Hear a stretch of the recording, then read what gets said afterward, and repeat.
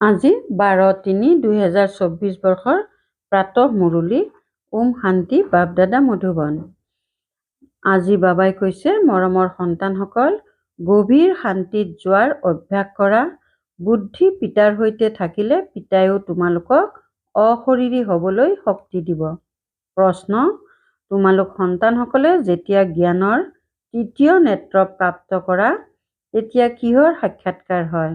উত্তৰ: সত্যযুগৰ আদিৰ পৰা কলিযুগৰ অন্তলৈকে আমি কেনেকৈ ভূমিকা পালন কৰোঁ সেই সকলো সাক্ষাৎকাৰ হৈ যায়। তোমালোকে গোটেই বিশ্বক আদিৰ পৰা অন্তলৈকে জানি যোৱা, এই জনাটোকে সাক্ষাৎকাৰ বুলি কোৱা হয়। এতিয়া তোমালোকে বুজি পোৱা যে আমি দৈৱী গুণধাৰী দেৱতা আছিলোঁ, আসুৰী অৱগুণধাৰী হৈ গ'লো, এতিয়া পুনৰ দৈৱী গুণধাৰী দেৱতা হৈ আছো। এতিয়া আমি নতুন সৃষ্টি, নতুন ঘৰলৈ যাম। ওম শান্তি। সন্তানসকল স্মৃতিত যাত্ৰাৰ বহি আছে। বেহদৰ পিতাটো স্মৃতিৰ যাত্ৰাত নবহে। তেওঁতো সন্তানসকলক শক্তিৰ কিৰণ দি সহায় কৰি আছে, অৰ্থাৎ এই শৰীৰক পাহৰাই আছে। পিতাই সহায় কৰি আছে যাতে সন্তানসকলে এই শৰীৰক পাহৰি যায়। আত্মাসকলক শক্তিৰ কিৰণ দিয়ে, কাৰণ পিতাই কেৱল আত্মাসকলৰ ফালেহে চায়। তোমালোক সকলোৰে বুদ্ধি পিতাৰ ফালে যায়। পিতাৰ বুদ্ধি অথবা দৃষ্টি আকৌ সন্তানসকলৰ ফালেই যায়। পাৰ্থক্য আছে নহয়? গভীৰ শান্তিত থকাৰ অভ্যাস কৰা নহয়। শৰীৰ এৰি উপৰাম হ'বলৈ বিচৰা। আত্মাই বুজি পায় যে যিমানেই স্মৃতিত থাকিম সিমানেই এই শৰীৰৰ পৰা উপৰম হৈ যাম। যিদৰে সাপৰ দৃষ্টান্ত দিয়া হয়, যিহৰ দৃষ্টান্ত দিয়া হয় তাত নিশ্চয় কিবা বিশেষ কথা থাকে।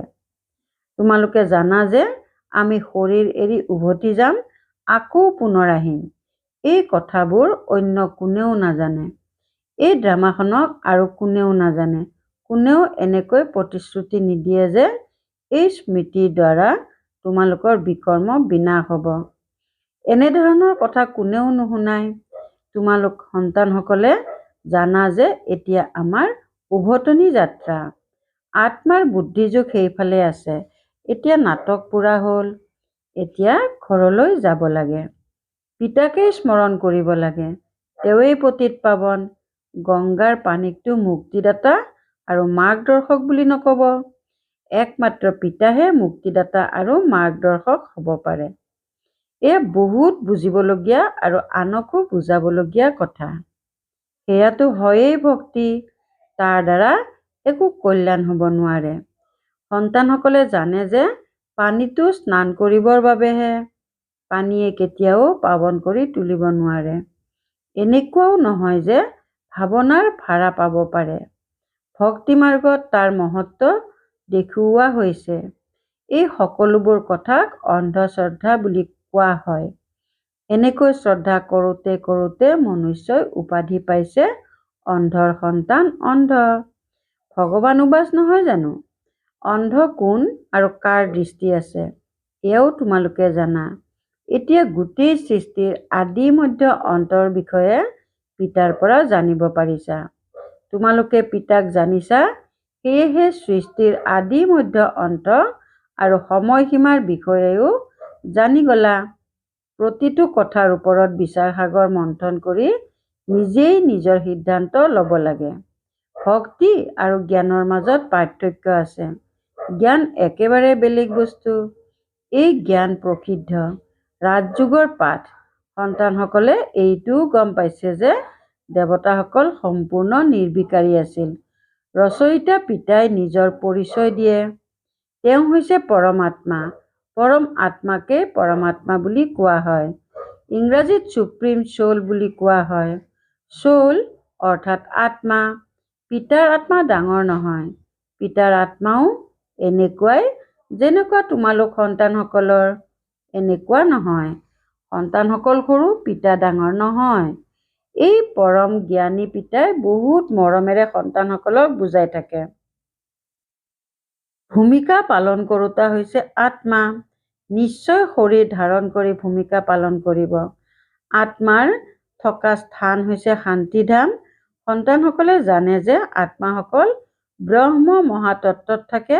যেনেকৈ হিন্দুস্তানত থকাসকলে হিন্দু বুলি কৈ দিয়ে, তেনেকৈ ব্ৰহ্মাণ্ডত থকাসকলে আকৌ ব্ৰহ্মকে ঈশ্বৰ বুলি বুজি বহি আছে। ড্ৰামাত অৱনমিত হোৱাৰ উপায়ো নিৰ্ধাৰিত হৈ আছে। কোনোৱে যিমানেই চেষ্টা নকৰক উভতিটো যাবই নোৱাৰে। যেতিয়া নাটক পূৰা হয় তেতিয়া সকলো ভাৱৰীয়া আহি একত্ৰিত হয়। ৰচয়িতা মুখ্য ভাৱৰীয়া আহি উপস্থিত হৈ যায়। সন্তানসকলে জানে এতিয়া নাটক পূৰা হয়। এই কথাবোৰ কোনো সাধুসন্ত আদিয়ে নাজানে। আত্মাৰ এই জ্ঞান আন কাৰোৱেই নাই। পৰমাত্মা পিতা ইয়ালৈ এবাৰেই আহে।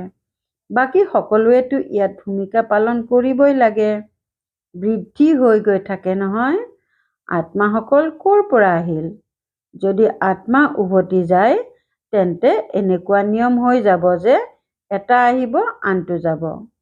তেতিয়া সেই ক্ষেত্ৰত পুনৰ্জন্ম বুলি কোৱা নহ'ব। পুনৰ্জন্মটো আদিৰে পৰা চলি আহিছে। প্ৰথম নম্বৰত হৈছে এই লক্ষ্মী নাৰায়ণ। পিতাই বুজাইছে যে পুনৰ্জন্ম লৈ লৈ যেতিয়া শেষৰ ফালে আহি যায় তেতিয়া আকৌ প্ৰথম নম্বৰত যাবলগীয়া হয়। ইয়াতো সংশয়ৰ কথা আহিব নোৱাৰে। আত্মাসকলৰ পিতা নিজে আহি বুজায়। কি বুজায়? নিজৰো পৰিচয় দিয়ে। আগতে জানো জানিছিলা পৰমাত্মা কি বস্তু? মাত্ৰ শিৱ মন্দিৰলৈ গৈছিলা। ইয়াতো অনেক মন্দিৰ আছে। সত্য যুগত মন্দিৰ পূজা আদি নাথাকে। তাত তোমালোক পূজ্য দেৱী দেৱতা হোৱা। আকৌ আধা কল্পৰ পাছত পূজাৰী হোৱা। তেতিয়া তেওঁলোকক দেৱী দেৱতা বুলি কোৱা নহয়। আকৌ পিতা আহি পূজ্য কৰি তোলে। অন্য কোনো দেশত ইয়াৰ গায়ন নাই। ৰাম ৰাজ্য, ৰাৱণ ৰাজ্য এতিয়া তোমালোকে বুজি গৈছা। ৰাম ৰাজ্যৰ সময়সীমা কিমান? সিদ্ধ কৰিব লাগে। এয়া হৈছে নাটক। ইয়াক বুজিব লাগে। উচ্চতকৈও উচ্চ হৈছে পিতা, তেওঁ পৰম জ্ঞানী। আমি তেওঁৰ দ্বাৰা উচ্চতকৈ উচ্চ হওঁ, উচ্চতকৈ উচ্চ পদ প্ৰাপ্ত হয়। পিতাই আমাক পঢ়াই দৈবী গুণো ধাৰণ কৰিব লাগে। সন্তানসকলে বৰ্ণনা কৰে আপুনি এনেকুৱা, আমি এনেকুৱা। এই সময়ত তোমালোকে জানা আমি এওঁৰ দৰে সম্পূৰ্ণ নিৰ্বিকাৰী হ'ব লাগে। পিতাক স্মৰণ কৰাৰ বাহিৰে আৰু অন্য একো উপায় নাই। যদি কোনোবাই জানে তেন্তে কওক। এনেকৈ কোনোবাই ক'ব জানো যে ব্ৰহ্ম বা তত্ত্ব নিৰ্বিকাৰী হয়? নহয়, আত্মাহে নিৰ্বিকাৰী হয়। ব্ৰহ্ম বা তত্ত্ব আত্মা বুলি কোৱা নহয়। সেয়াটো হৈছে থকা স্থান। সন্তানসকলক বুজোৱা হয় যে আত্মাতেই বুদ্ধি আছে। আত্মা যেতিয়া তমোপ্ৰধান হৈ যায় তেতিয়া বুদ্ধিহীন হৈ যায়। বুদ্ধিয়ক আৰু বুদ্ধিহীন আছে নহয়। তোমালোকৰ বুদ্ধি কিমান স্বচ্ছ হয় আৰু পাছলৈ নীচ হৈ যায়। তোমালোকে পবিত্ৰতা আৰু অপবিত্ৰতাৰ পাৰ্থক্য গম পাইছা। অপবিত্ৰ আত্মা উভতি যাব নোৱাৰে। এতিয়া অপবিত্ৰৰ পৰা পবিত্ৰ কেনেকৈ হ'ব পাৰি তাৰ বাবে চিঞৰি থাকে। এয়াও ড্ৰামাত নিৰ্ধাৰিত হৈ আছে। এতিয়া তোমালোকে জানা এয়া হৈছে সংগম যুগ। পিতা এবাৰেই আহে লৈ যাবলৈ। সকলোতো নতুন সৃষ্টি লৈ নাযায়। যাৰ ভূমিকা নাই তেওঁ শান্তিধামত থাকে। সেইবাবে চিত্ৰবোৰতো দেখুওৱা হৈছে। বাকী অন্য যিবোৰ চিত্ৰ আছে সেই সকলোবোৰ হৈছে ভক্তি মাৰ্গৰ। এয়া হৈছে জ্ঞান মাৰ্গৰ, যাৰ দ্বাৰা বুজোৱা হয় সৃষ্টিৰ চক্ৰ কেনেকৈ ঘূৰে। আমি কেনেকৈ অৱনমিত হওঁ। 14 কলাৰ পৰা 12 কলা হয়। এতিয়া কোনো কলাই নাই। ক্ৰমানুসৰিয়েই হয় নহয়। ভাৱৰীয়াও ক্ৰমানুসৰি হয়। কাৰোবাৰ বেতন 1000, 1500, আকৌ কাৰোবাৰ 100। কিমান পাৰ্থক্য হৈ গ'ল। পঢ়াৰ ক্ষেত্ৰতো কিমান দিন ৰাতিৰ পাৰ্থক্য। লৌকিকৰ স্কুলসমূহতো অনুত্তীৰ্ণ হ'লে আকৌ পঢ়িবলগীয়া হয়। ইয়াত আকৌ পুনৰ পঢ়াৰ কোনো কথাই নাই। পদ কম হৈ যায় আকৌ কেতিয়াও পঢ়িবই নোৱাৰিব। এবাৰেই পঢ়িবলগীয়া হয়। পিতাই এবাৰেই আহে। সন্তানসকলেও জানে যে পোনপ্ৰথমে এইখনেই ৰাজধানী আছিল। এই বিষয়ে তোমালোকে যাকেই বুজোৱা মানিব। খ্ৰীষ্টান লোকসকল বিজ্ঞান বিষয়টিতো বহুত পাৰ্গত। বাকী সকলোৱে তেওঁলোকৰ পৰাই শিকিছে। তেওঁলোক ইমান পাৰক বুদ্ধিৰো নহয় আৰু পাথৰ বুদ্ধিৰো নহয়। এই সময়ত তেওঁলোকৰ বুদ্ধিয়ে চমৎকাৰ দেখুৱাই আছে। বিজ্ঞানৰ প্ৰসাৰ খ্ৰীষ্টানসকলৰ পৰাই হৈছে। সেয়াও সুখৰ বাবেই হৈছে। তোমালোকে জানা যে এই পুৰণি সৃষ্টিৰ বিনাশটো হ'বই। তাৰ পাছত তোমালোক শান্তিধাম সুখধামলৈ গুচি যাবা। নহ'লে ইমান অনেক মনুষ্য আত্মা কেনেকৈ ঘৰলৈ উভতি যাব? বিজ্ঞানৰ দ্বাৰা বিনাশ হৈ যাব। সকলো আত্মাই শৰীৰ এৰি ঘৰলৈ উভতি যাব। এই বিনাশৰ মাজতেই মুক্তি নিহিত হৈ আছে। আধাকল্প মুক্তিৰ বাবে যত্ন কৰি আহিছে নহয়। গতিকে বিজ্ঞান আৰু দুৰ্যোগ, যাক প্ৰাকৃতিক দুৰ্যোগ বুলি কোৱা হয়, এইবোৰো হ'ব লাগে। বুজিব লাগে যে মুক্তিধামলৈ লৈ যাবৰ বাবে এই যুদ্ধ নিমিত্ত হয়। ইমানবিলাক মুক্তিধামলৈ যাব লাগে। তোমালোকে যিমানেই যত্ন নকৰা, গুৰুৰ শৰণ নোলোৱা, হঠযোগ নকৰা, কোনো মুক্তিধামলৈ যাব নোৱাৰে। বিজ্ঞানে কিমান বোমা বাৰুদ আদি উদ্ভাৱন কৰিলে বুজা উচিত যে বিনাশ নিশ্চয় হ'ব। নতুন সৃষ্টিত নিশ্চয় বহুত কম সংখ্যক থাকিব। বাকী সকলো মুক্তিধামলৈ উভতি যাব। জীৱন মুক্তিলৈতো পঢ়াৰ শক্তিৰ আধাৰত যাব পাৰি। তোমালোকে অদম্য অটল অখণ্ড ৰাজ্য কৰা। ইয়াততো চোৱা, সকলো খণ্ডই টুকুৰা টুকুৰ হৈ গৈছে। বাবাই তোমালোকক অদম্য অখণ্ড গোটেই বিশ্বৰ মালিক কৰি তোলে। বেহদৰ পিতাৰ উত্তৰাধিকাৰ হৈছে বেহদৰ বাদশ্বাহী।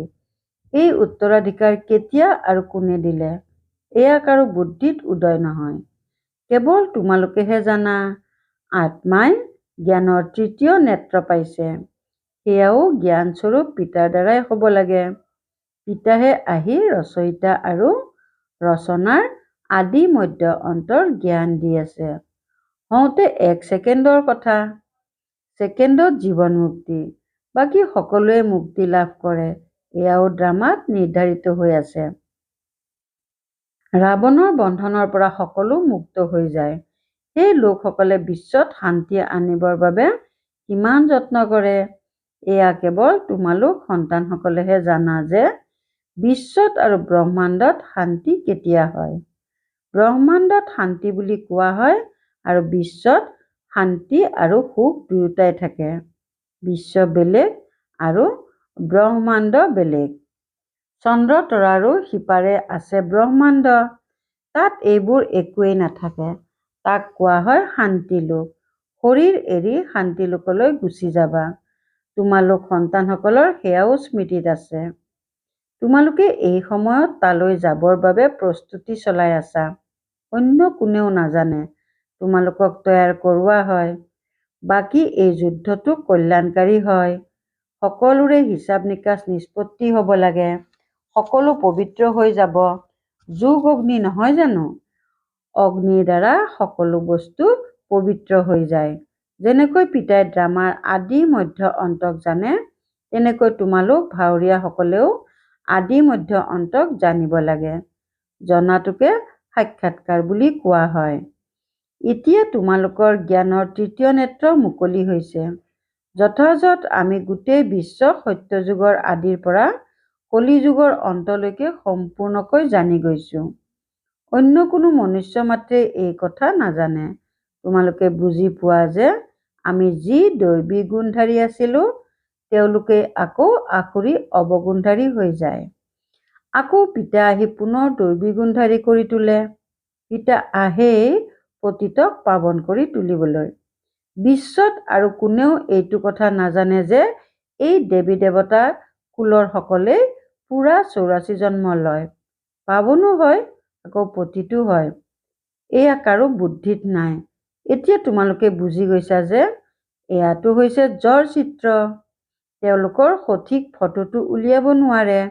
তেওঁলোক স্বাভাৱিকতেই সুন্দৰ হয়। পবিত্ৰ প্ৰকৃতিৰ শৰীৰো পবিত্ৰ হয়। ইয়াততো অপবিত্ৰ। এই ৰং বিৰঙৰ সৃষ্টি সত্য যুগত নাথাকিব। শ্ৰীকৃষ্ণক শ্যাম সুন্দৰ বুলি কোৱা হয়। সত্য যুগত সুন্দৰ হয়, কলি যুগত শ্যাম বৰণীয়া। সত্য যুগৰ পৰা কলি যুগলৈ কেনেকৈ আহে? তোমালোকে 1 নম্বৰৰ পৰা আৰম্ভ কৰি গম পাইছা। শ্ৰীকৃষ্ণটো গৰ্ভৰ পৰা ওলাল আৰু নাম পালে। নামটো নিশ্চয় লাগে নহয়। গতিকে তোমালোকে ক'বা যে শ্ৰীকৃষ্ণৰ আত্মা সুন্দৰ আছিল, আকৌ শ্যাম বৰণীয়া হ'ল, সেইবাবে শ্যাম আৰু সুন্দৰ বুলি কোৱা হয়। তেওঁৰ জন্ম পত্ৰিকা জানি গলা, সেয়েহে গোটেই চক্ৰৰেই জানি গলা। ইমান ৰহস্য সমাহিত হৈ আছে, যাক কেৱল তোমালোকে বুজি পোৱা, আন কোনেও নাজানে। তোমালোকে এতিয়া নতুন সৃষ্টিৰ নতুন ঘৰলৈ যাব লাগে। যিসকলে ভালদৰে পাঠ পঢ়ে তেওঁলোকেই নতুন সৃষ্টিলৈ যাব। বাবা হৈছে বেহদৰ, গোটেই সৃষ্টিৰ মালিক, সকলো আত্মাৰ পিতা। পিতাক মালিক বুলি কোৱা হয়। এয়া হৈছে পঢ়া। ইয়াত কোনো সংশয় বা প্ৰশ্ন উঠিব নোৱাৰে। ইয়াত শাস্ত্ৰৰ ওপৰত বাদানুবাদ কৰাৰ প্ৰয়োজনো নাই। এজন শিক্ষক সকলোতকৈ উচ্চ। তেওঁ পঢ়ায়, তেওঁৱেই সত্য। সত্য নাৰায়ণৰ সঁচা কাহিনী শিক্ষাৰ ৰূপত শুনায়। ভাল বাৰু, অতি মৰমৰ কল্পৰ পাছত পুনৰাই মিলিত হোৱা সন্তানসকলৰ প্ৰতি মাতা পিতা বাপ দাদাৰ স্নেহপূৰ্ণ স্মৰণ আৰু সুপ্ৰভাত। আত্মিক পিতাৰ আত্মিক সন্তানসকলক নমস্কাৰ। ধাৰণাৰ বাবে মুখ্য সাৰ 1 নম্বৰ, নিজৰ সকলো হিচাপ নিকাচ নিষ্পত্তি কৰি শান্তিৰ জগতলৈ যোৱাৰ প্ৰস্তুতি চলাব লাগে। স্মৃতিৰ বলেৰে আত্মাক সম্পূৰ্ণ পাৱন কৰি তুলিব লাগে। 2 নম্বৰ, জ্ঞান সাগৰৰ জ্ঞানক স্বৰূপত আনিব লাগে। বিচাৰ সাগৰ মন্থন কৰি নিজৰ সিদ্ধান্ত নিজেই ল'ব লাগে। জীৱন মুক্তিত শ্ৰেষ্ঠ পথ পাবলৈ দৈবী গুণ ধাৰণ কৰিব লাগে। বৰদান, পিতাৰ লগত থাকি থাকি তেওঁৰ সমান হওঁতা সৰ্ব আকৰ্ষণৰ প্ৰভাৱৰ পৰা মুক্ত হোৱা। পিতাৰ লগত থাকি থাকি তেওঁৰ সমান হওঁতা সৰ্ব আকৰ্ষণৰ প্ৰভাৱৰ পৰা মুক্ত হোৱা। য'ত পিতাৰ স্মৃতি আছে, অৰ্থাৎ পিতাৰ সান্নিধ্য আছে, ত'ত দেহবোধ উৎপত্তি হ'ব নোৱাৰে। পিতাৰ সৈতে বা সমীপত থাকোতাসকল বিকাৰী প্ৰকম্পন অথবা আকৰ্ষণৰ প্ৰভাৱৰ পৰা দূৰ হৈ যায়। এনেকৈ লগত থাকোতাসকল লগত থাকি থাকি পিতাৰ সমান হৈ যায়। যেনেকৈ পিতা উচ্চতকৈও উচ্চ, তেনেকৈ সন্তানসকলৰ স্থিতিও উচ্চ হৈ যায়। তলৰ কোনো কথাই তেওঁলোকৰ ওপৰত প্ৰভাৱ পেলাব নোৱাৰে। শ্লোগান, মন আৰু বুদ্ধিক নিয়ন্ত্ৰণত ৰাখা, তেতিয়া অশৰীৰী হোৱা সহজ হৈ যাব। মন আৰু বুদ্ধিক নিয়ন্ত্ৰণত ৰাখা, তেতিয়া অশৰীৰী হোৱা সহজ হৈ যাব। ওম শান্তি।